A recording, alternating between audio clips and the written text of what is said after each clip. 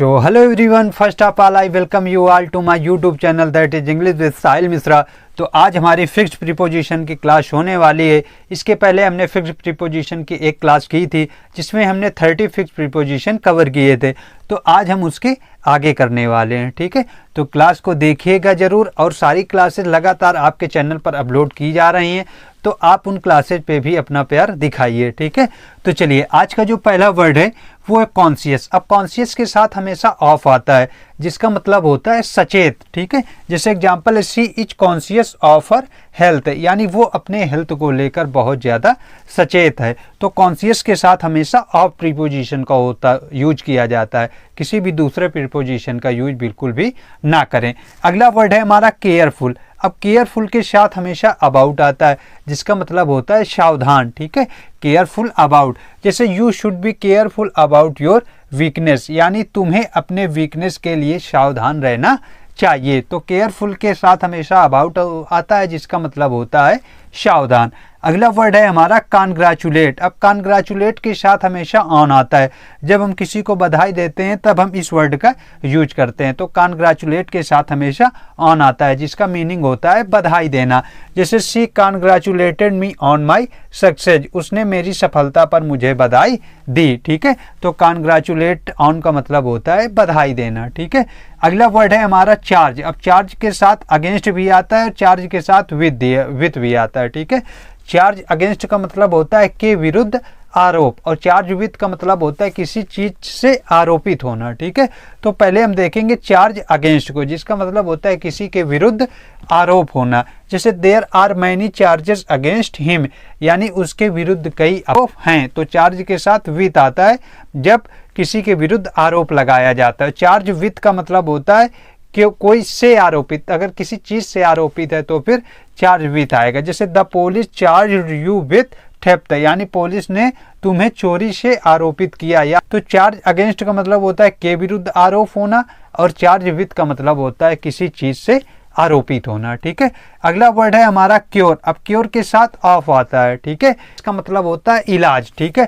There is no cure of your disease, यानी तुम्हारी disease का कोई इलाज नहीं है। तो क्योर के साथ ऑफ का यूज किया जाता है। फिर है डाई। अब डाई के साथ ऑफ आता है जिसका मतलब होता है मरना। डाई ऑफ मतलब मरना। जैसे शी डाइड ऑफ कैंसर, यानी वो कैंसर से मर गई, ठीक है। तो डाई के साथ हमेशा ऑफ प्रीपोजिशन का यूज किया जाता है।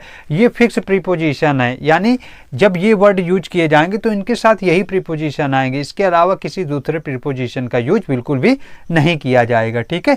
अगला वर्ड है हमारा डील। अब डील के साथ इनका यूज किया जाता है, ठीक है। डील इनका मतलब होता है कहीं पे कार्य करना, ठीक है।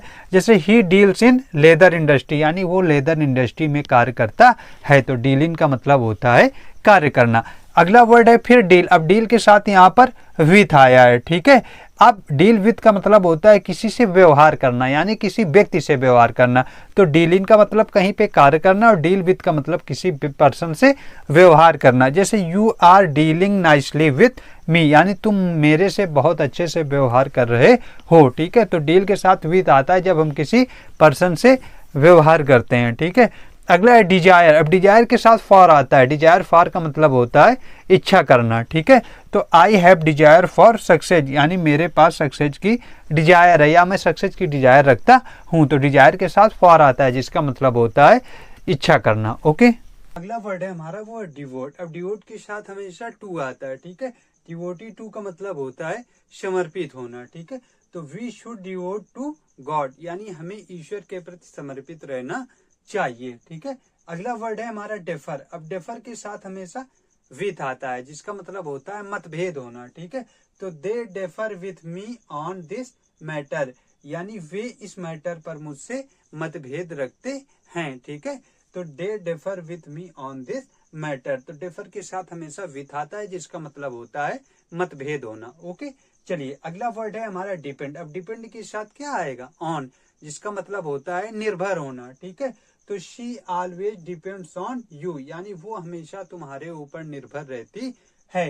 तो डिपेंड के साथ हमेशा ऑन का यूज किया जाता है जिसका मतलब होता है निर्भर होना, ठीक है।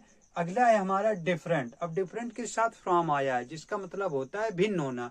डिफरेंट फ्रॉम मतलब भिन्न होना। तो your opinion is different from mine, यानी तुम्हारा ओपिनियन मेरे ओपिनियन से भिन्न है। तो डिफरेंट के साथ फ्रॉम आता है, जिसका मतलब होता है भिन्न होना या फिर अलग होना। ठीक है, अगला है हमारा वर्ड एलिजिबल। अब एलिजिबल के साथ क्या वर्ड आया है? फॉर। एलिजिबल फॉर का मतलब होता है उपयुक्त है। जैसे she is eligible for this post, यानी वह इस पोस्ट के लिए उपयुक्त है। तो एलिजिबल के साथ फॉर आता है, जिसका मतलब होता है उपयुक्त होना।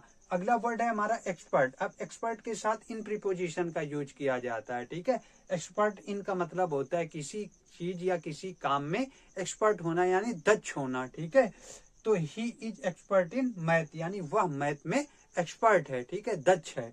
अगला वर्ड है हमारा एनवियस। अब एनवियस के साथ ऑफ आता है। एनवियस ऑफ का मतलब होता है ईर्ष्यालु। ठीक है, तो I am not envious of her success, यानी मैं उसकी सक्सेस से ईर्ष्यालु नहीं हूं या जलता नहीं हूं। ठीक है, तो एनवियस के साथ हमेशा ऑफ आता है, जिसका मतलब होता है ईर्ष्यालु। ठीक है, अगला वर्ड है हमारा फेथफुल। अब फेथफुल के साथ टू प्रीपोजिशन का यूज किया जाता है, जिसका मतलब होता है वफादार होना। जैसे we should be faithful to our parents, यानी हमें अपने पेरेंट्स के प्रति वफादार रहना चाहिए। तो फेथफुल के साथ हमेशा टू प्रीपोजिशन का यूज होता है, जिसका मतलब होता है वफादार होना। अगला वर्ड है हमारा फीड। अब फीड के साथ ऑन आया है। फीड ऑन का मतलब होता है किसी चीज को खाकर जीवित रहना। ठीक है, तो काउज फीड ऑन ग्रास, यानी गाय घास खाकर जीवित रहती हैं। तो फीड के साथ ऑन आता है, जिसका मतलब होता है किसी चीज को खाकर जीवित रहना। अगला वर्ड है हमारा फॉन्ड। अब फॉन्ड के साथ ऑफ आया है। फॉन्ड ऑफ का मतलब होता है